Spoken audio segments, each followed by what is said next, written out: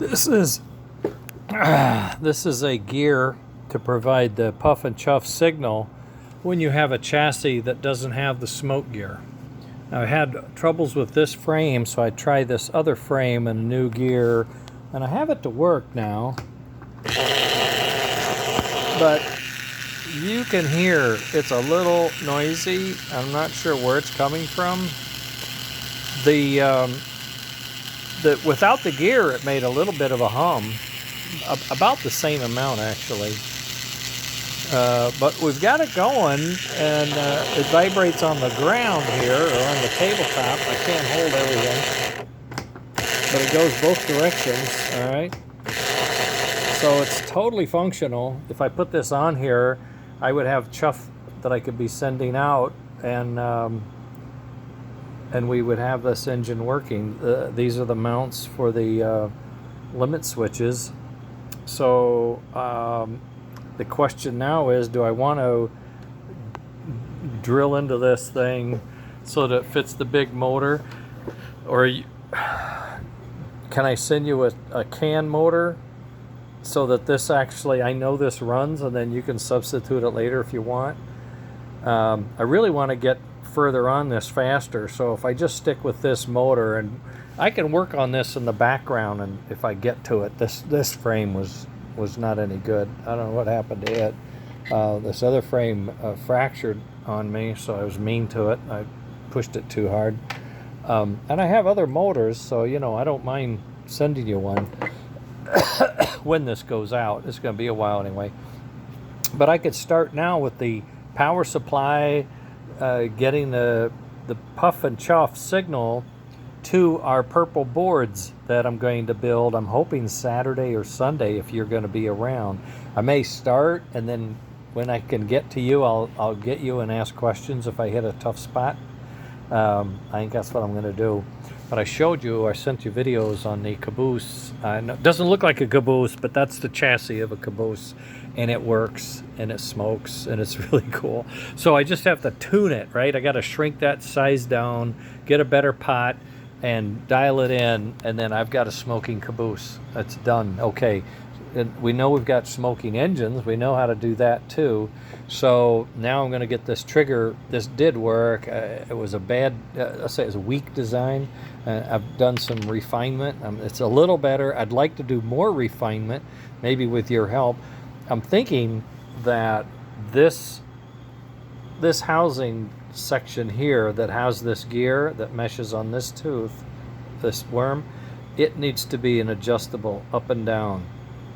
And so maybe I make it a separate piece with a couple of screws on top, and I sit it down, and then I can adjust it either with shims or I don't know what, somehow moving it up and down until I get it perfect alignment, and then we lock it in, The gear just slides on. You put it on with Loctite, and it locks onto the shaft pretty easily. And I had this one printed by, the guy Shapeways, so I know they can do it. I know these teeth are stubby and they don't look great. All I can tell you is it works. I'm not excited. I would love to have better gearing, but maybe you can help with that too. I don't know what your expertise is, but good gears anyway. But it works. That's the point. It works. And we're going to use it to test the purple boards. Okay, that's why I wanted to get this thing running up, get it going. So I'm happy. It's working.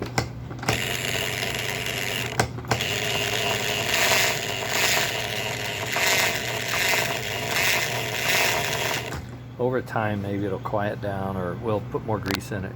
I don't know, bananas and oatmeal or something. I don't know. I hope everything's okay at your place. Tomorrow, I don't know. I got to work on my car a little more. I've ruined my wheels. I'm now trying to polish it out. One wheel is just really screwed up. I feel terrible. I'm going to do my best and take my time and get them as good as I can, and then not ever do that again. I used the wrong cleaner and I just cooked them. Okay, I'm going to go. I got a little headache now, all this fine work. Oh, I was going to show you. I'll take these clips off. That's just to my power supply, or voltmeter. But this is all bolted up, but I wanted to show you the wiring, the steel wire pickups.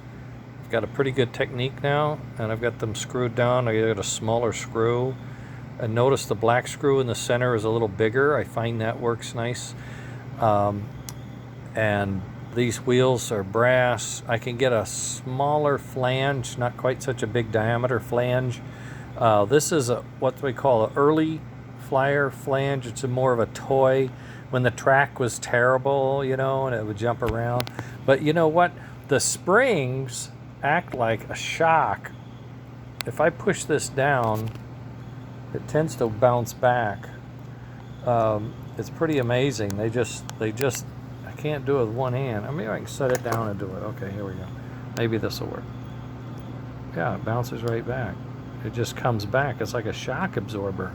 And when you have them like that, and I have the stop, so it can't really just fly up out of the way, you know, and it works out great. And I've got the coupler now on both ends. Since I made the insert the same size, that worked out for me on the tender. I did that on purpose, and now you can see why. And these are coming together, these screws. You tighten them up, and then you back them out about an 1/8 or a 1/16 of a turn, just so you have a nice smooth movement. And boy, God, they really work well. And it rolls great. And each wheel, I've tested it with ohmmeter for continuity. They all pick up. Power comes in. You know, you just separate right to left and you bring it in. So you got, this is an AC input, DC output regulator, and it is strong. It's got the rectifier right there, and it's got a big heat sink. Not a cheap board, but I really like this one. I'm running the smoke off of it with 7 volts here, and then I got another pot here for the fan, and I'm trying to trim that pot down to from 7 to 3 volts. And I need more resistance or something a little more robust. This one is not too accurate. It's like 10K, 0 to 10. So as soon as you move it, you got, you know, like a K. That's probably too much. So I'm gonna have to figure something out. I need a better, like a 0 to 2 pot, if there is such a thing.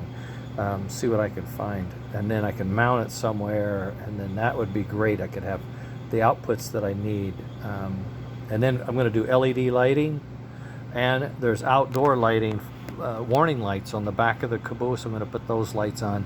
Those are all LED. They take nothing, right?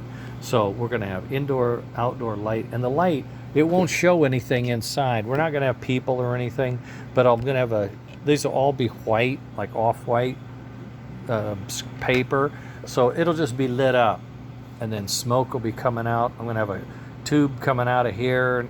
I'm opening that up a little bit. I got some brass tubings, a lot smaller than this, so it'll be coming out. And I want to put a shield on top, so you know it deflects it. The rain won't come down, crap like that, in the real world. And I don't know, I'm excited. I mean, we're able to put all this stuff together, and you get me the Puff and Chuff.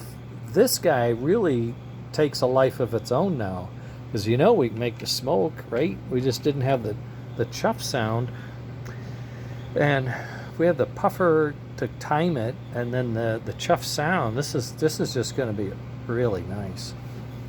And I hadn't really gone back to the smart smoke, but you're really pushing me to get back on that.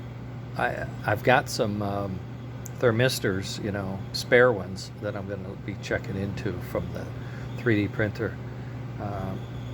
Maybe we can do a better job on that too. You know, 2 heads are always better than 1. I was just working by myself, so I didn't have a whole lot going on.